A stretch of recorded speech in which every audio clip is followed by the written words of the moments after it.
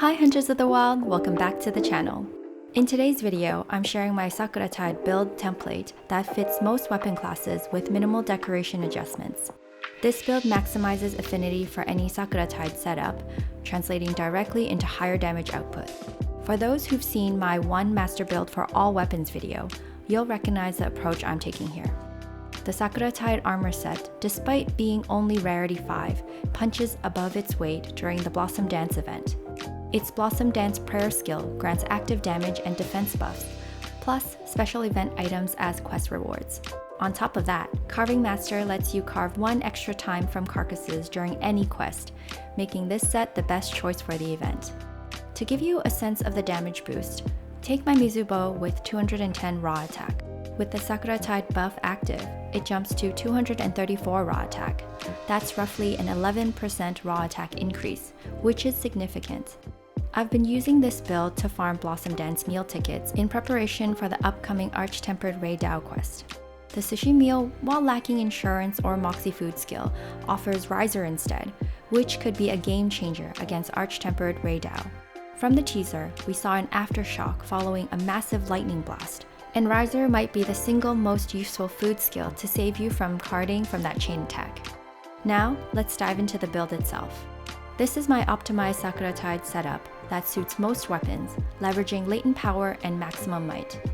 It uses 4 Sakuratide pieces, headgear, robe, obi, and hakama, paired with ray sand braces, and a Power Charm 2 talisman.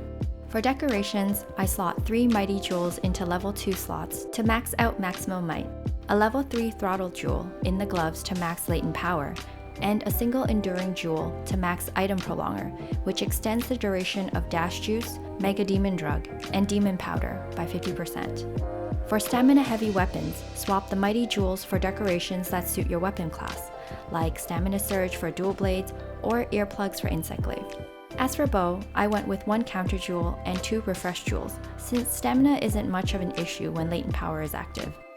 This is a latent power build, which I covered in depth in my previous video. If you're curious why latent power outshines other skills for most hunters, check that out later. For now, here's the quick version.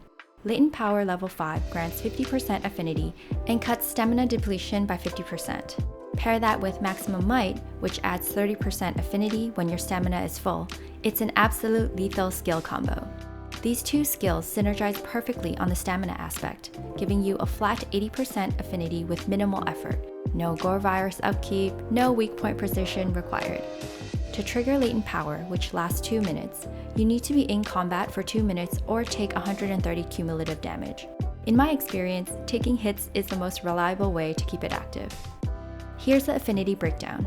50% from latent power level 5, 30% from maximum might, and 15% from Foray if you're using poison smoke bombs or poison/paralysis weapons. Skipping Foray isn't a deal breaker since the set's flat damage buff already carries a lot of weight.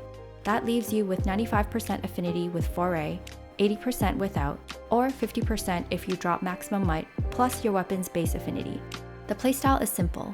Take a few hits to activate latent power, and its stamina reduction keeps maximum might online, maintaining high affinity for most of the hunt.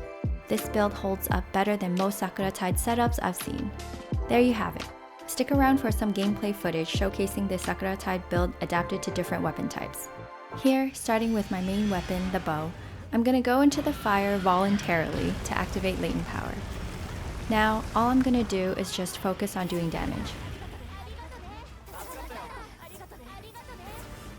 I'm using my Mizu bow for fashion and its high base weapon affinity. You can switch to whatever weapon you prefer.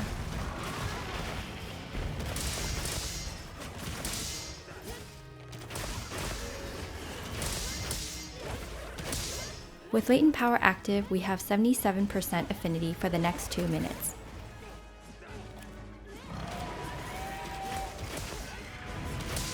Next, let's go back to the tent and grab my Greatsword.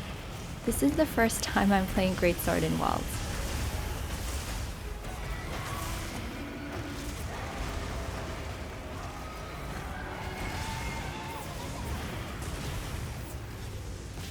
As you can see, with latent power active, we have 99% affinity.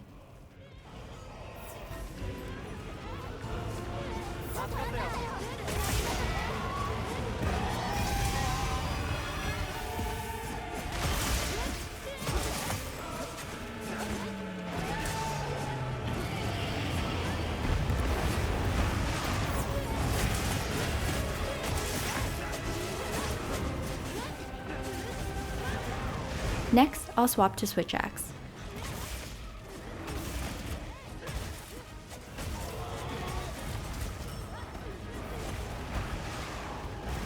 I took a little damage here, and Latent Power is active again.